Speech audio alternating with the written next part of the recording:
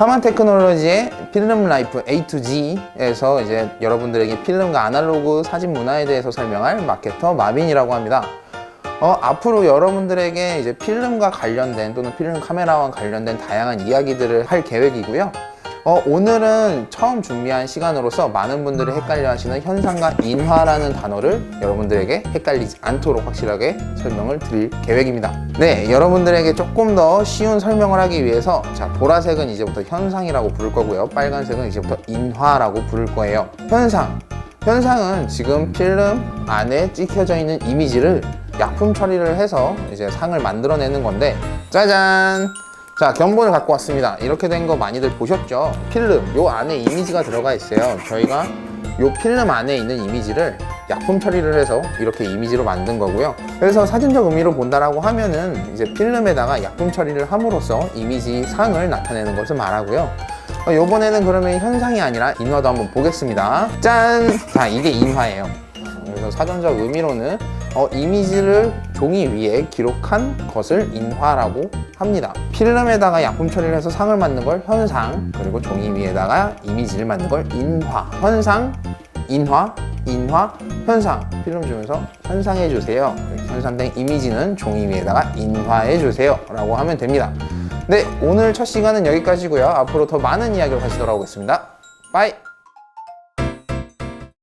네, 하만 테크놀로지의 필름 라이프 A to G에서 필름을 이야기하는 마케터 마빈입니다. 두 번째 이야기로 아사값을 준비를 했습니다. 많은 분들이 필름 카메라 사용하다가 가장 궁금한 거, 도대체 아사값이 뭐냐? 필름 카메라 같은 경우에는 이제 ASA라고 보통은 많이 쓰여져 있고요. 지금 제가 목에 걸고 있는 제가 제일 좋아하는 카메라 펜탁스의 카메라에도 똑같이 ASA가 이렇게 적혀져 있습니다. 그렇다면 ASA는 뭘까요? 지금 디지털 바디에서 사용을 하는 ISO랑 같다고 생각을 하시면 됩니다. 그러면 도대체 뭐가 다른 거냐? 왜 명칭이 달라요? ASA는 미국에서 사용을 하던 규격, 표준 규격입니다. 그 이외에도 독일은 DIN이라고 하는 DIN 넘버, 그리고 일본은 JIS라고 하는 표준 규격을 씁니다. 근데 이렇게 많은 표준 규격들이 생기다 보니까 ISO라고 해서 국제 표준 규격을 하나로 아예 통일화시킨 거예요. 그래서 디지털도 지금은 ISO, 지금도 출시하고 있는 필름 카메라들도 ISO라고 하는 규격을 씁니다. 그러면은 ASA의 카메라는 어떻게 설정을 해야 되냐? 필름 카메라에서는 보통 이렇게 제품명 모델 밑에다가 숫자가 써져 있기도 해요. 3200 또는 400이라고 써져 있습니다. 그러면은 이런 코드들은 ISO예요? ASA예요? 둘 다 똑같다고 생각을 하시는 게 제일 쉬워요. 물론 이거는 똑같은 건 아닙니다. 여러분들의 이해를 돕기 위해서 비슷하다라고 설명을 드리는 거예요. 그래서 여러분들이 필름 카메라를 사셨을 때 ASA가 있다. 그럼 필름을 샀어요. 필름에 있는 번호에 맞춰서 ASA를 또는 DNI를 돌려서 설정을 해주셔야만 정상적으로 촬영이 가능합니다. 디지털과 똑같죠? 자, 오늘은 여기까지. 빠이!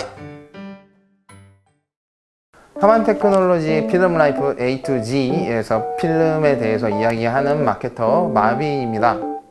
벌써 세 번째 시간입니다.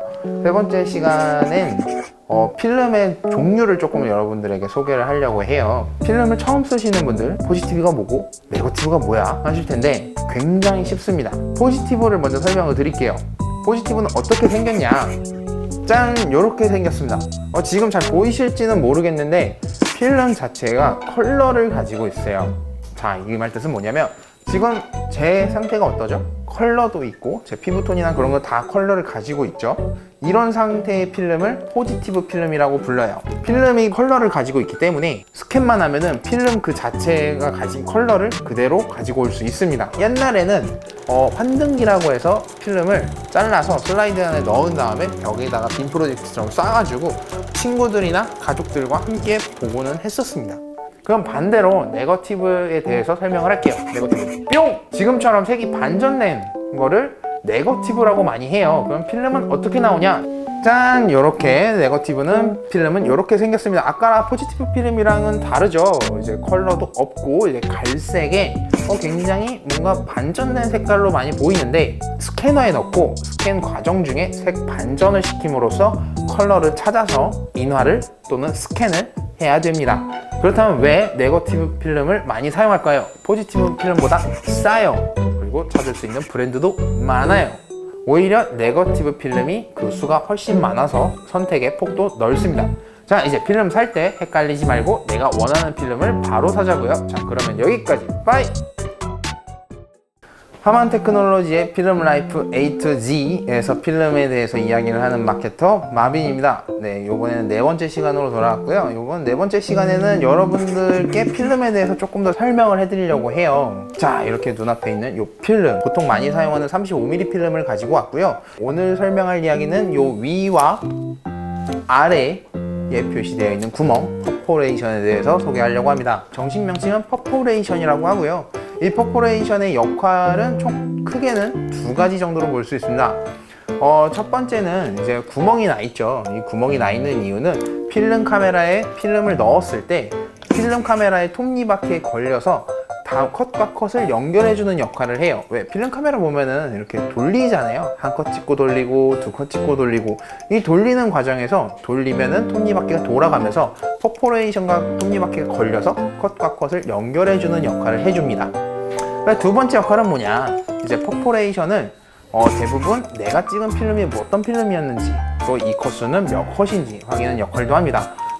퍼포레이션 위나 밑에는 필름 카메라의 정보들을 기록하기도 해요. 제 위에처럼 1포드 델타 400, 그리고 밑에처럼 10컷, 15컷 같이 표시를 합니다. 또 다른 하나는 퍼포레이션 위에 있는 이 글씨를 가지고 자가 현상하시는 분들이 톤으로 기준을 삼기도 합니다. 이게 희미한지 아니면은 또렷한지에 대해서 자가의 현상이 얼만큼 진행이 되었는지, 이 데이터가 자가 현상의 데이터가 맞는지 그 기준으로 삼기도 합니다. 자, 오늘은 퍼포레이션에 대해서 소개를 해봤고요. 다음 시간에 또 만나도록 할게요. 빠이!